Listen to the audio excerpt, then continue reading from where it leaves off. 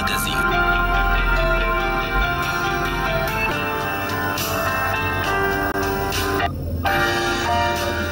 Je suis M.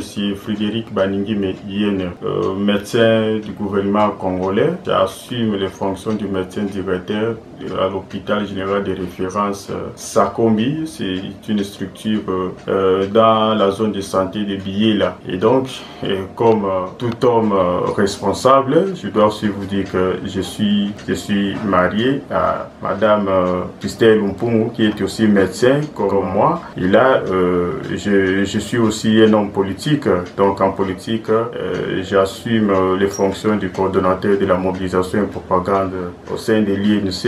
Et là, je m'occupe de l'espace Grand Bandundu, comprenant la province de Mai-Ndombe, la province de Kwilu, la province de Kwango. Et voilà ce que je peux vous dire en bref par rapport à ma présentation. Oui, mon parcours au sein de l'INC, je suis membre de l'INC depuis 2011, si j'ai encore la bonne mémoire, je crois bien c'est depuis le 15 août 2011 que je suis membre de l'INC. Et là, j'avais commencé comme un membre effectif. Et après, en 2015, et là, j'avais acheté la carte de membre, la carte d'élite. Et après, c'était en 2018 que nous avons essayé aussi avec notre courage, nous avons postulé comme candidat député provincial et les élections de 2018 qui nous ont quand même créé un peu un aura au sein du parti, parce que je dois vous dire que après ces élections-là, les résultats ont fait que je puisse faire la moitié des voix de la liste des candidats de l'INC à la circonscription électorale de Koutou. Nous étions 5. Alors la moitié des voix de cette liste-là, c'était mes voix. Et je dois aussi vous dire que par rapport à la liste de l'INC au niveau provincial, mes voix ont fait, je crois, j'ai fait un tiers des voix seules, un tiers de la totalité des voix. Et aussi, en 2019, toujours au sein de l'INC, j'avais assumé les fonctions de coordonnateur ad intérim, donc le coordonnateur national ad intérim du bureau d'études, de consultation, d'assistance et des urgences médicales, ainsi que BECOM. Et je crois 2 ans après, le secrétaire général, la proposition du secrétaire national en charge de l'INC, docteur Rispi, qui est là-bas, et là que j'étais alors nommé par le secrétaire général comme le coordonnateur national, en assumant définitivement ses fonctions. Mais je crois une année plus tard, vu que le secrétaire général a maintenant un objectif de pouvoir doter le parti aux élections de 2023, 150 élus, et moi étant parmi les aspirants à cet objectif, je m'étais dit il faut que je sois libre, c'est-à-dire assumer une seule fonction pour pouvoir bien travailler au sein de la mobilisation et propagande. Et là, j'avais démissionné librement à ces fonctions de coordonnateur national du BECOM, mais aussi, il y a aussi une fonction que j'ai aussi assumée, là c'est le président national aussi qui m'avait nommé comme le coordonnateur national adjoint en charge de, je crois, des affaires sociales dans la grande coordination, la grande cellule des associations à caractère de la société civile du parti. Ça aussi, j'avais démissionné aussi. Je crois que M. Kisombe qui est le coordonnateur national. Donc, à ce jour, au sein de l'INC, je suis le coordonnateur national de la mobilisation et propagande. J'assume maintenant ces fonctions pour l'espace des grands Bandundu. Et au niveau national, j'ai comme chef le docteur Sélé Yemba, celui qui est le coordonnateur national. Voilà ce que je peux dire pour mon parcours au sein de l'INC. Ce n'est pas pour rien que le président national m'a donné ces fonctions. Vous savez, l'INC a ses objectifs pour l'espace Grand Bandundu. C'est-à-dire en en 2023, nous devons avoir des élus parce que la fois passée, lors des élections de 2018, nous n'avons pas eu les élus à l'espace Grand Bandundu. Et c'est comme ça que le président national s'est donné ses objectifs de pouvoir faire élire au sein de l'UNC dans l'espace Grand Bandundu. Et moi, je suis là pour exécuter cette mission.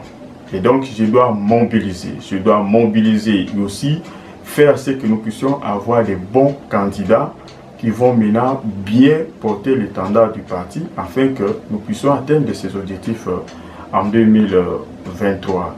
Alors, pour moi, je me fixe ces objectifs de pouvoir mobiliser un grand nombre et surtout faire adhérer d'abord au sein du parti beaucoup de membres qui vont nous rester fidèles pour qu'au moment opportun, bien sûr que maintenant nous faisons un travail de faire enrôler beaucoup, mais nous aimerions que ces mobilisations que nous sommes en train de faire maintenant là, que nous puissions garder fidèlement ceux que nous mobilisons pour notre intérêt lors des élections en décembre 2023. Mais de façon particulière, moi j'ai une circonscription électorale particulière, c'est la circonscription électorale de Koutou. C'est là où je serai candidat. Alors cette circonscription électorale, lors des élections de 2018, faute de la mobilisation, parce qu'il y a eu une faible mobilisation, nous avons eu à perdre 2 sièges au niveau provincial. Alors cette fois-ci, nous nous sommes donnés, nous les acteurs politiques du coin, nous sommes dit il faut que nous puissions revenir avec nos 7 sièges comme c'était lors des élections de 2006 et pourquoi pas augmenter encore un nombre de sièges. Et voilà pourquoi je suis descendu plusieurs fois. Je dois vous dire que j'ai fait 9 voyages dans ma circonscription électorale de 2021 juste à ce jour. Hein, lors de parle du dernier voyage que j'ai fait ici. Donc, je suis maintenant au 9e voyage. Et le seul objectif, c'est mobiliser cette population-là. Les 8 voyages précédents, c'était pour que la population comprenne pourquoi nous avons quitté de 7 à 5 sièges. Et j'ai fait un voyage, je crois, au mois de novembre, juste avant le lancement du processus d'enrôlement. J'ai fait ce voyage-là pour sensibiliser, donner les messages afin que la population soit prête à s'enrôler. Alors, au début, l'enrôlement a commencé un peu timidement chez nous. Il faut dire que la circonscription électorale ou le territoire de Koutou a commencé l'enrôlement un peu tard. Mais bien que cela, il y a eu encore un sérieux problème.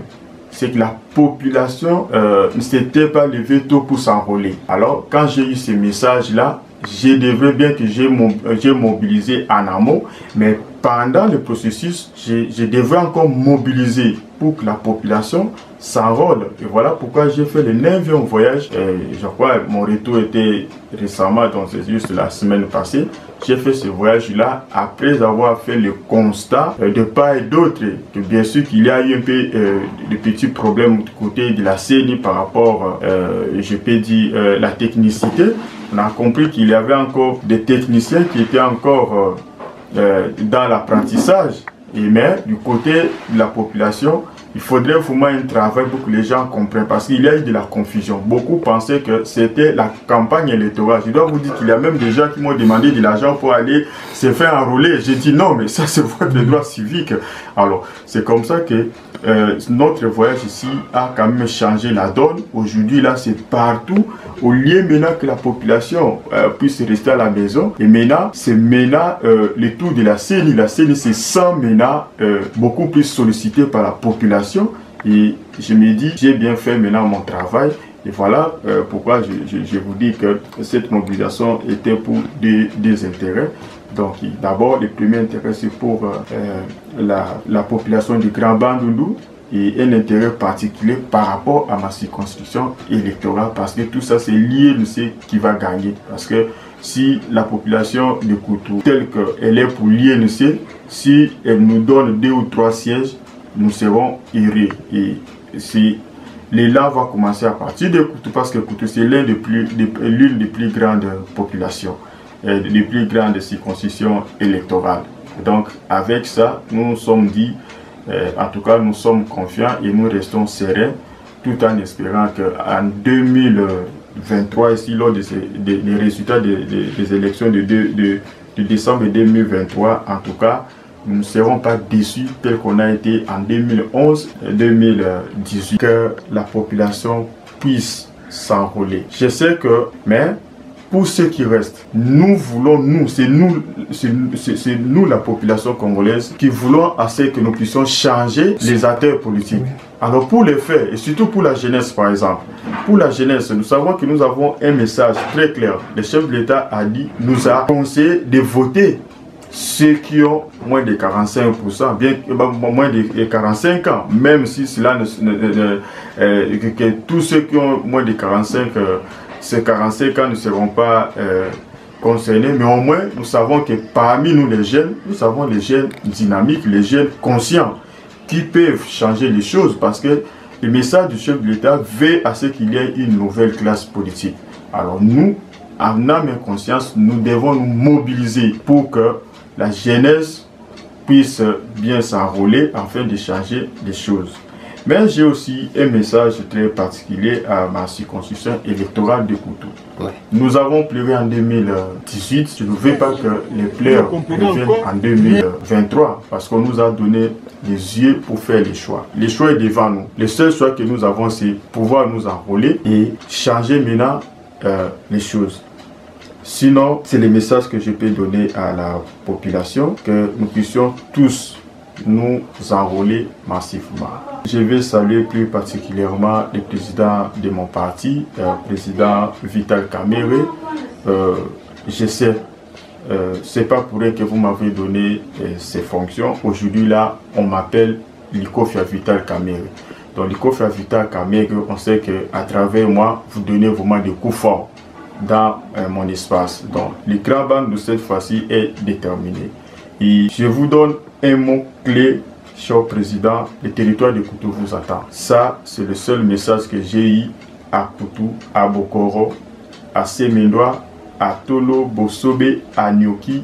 Partout où je suis passé, à Kempimpi, on me dit toujours, ils veulent voir le président national. Alors, moi, je vous transmets ce message à travers les ondes de Canal Futur. Je veux aussi saluer le secrétaire général Billy Kambale. Je n'ai pas beaucoup à dire pour cet homme. Il sait à quel point je compte sur lui. Si on est ce que nous sommes aujourd'hui, c'est grâce à ses conseils, c'est grâce à ses encouragements. Il ne nous abandonne pas. 5 étoiles, ce sont mes mots. Et comme je veux aussi saluer mon chef direct, le coordonnateur national de la mobilisation et propagande, Dr Sélé. Je les salue.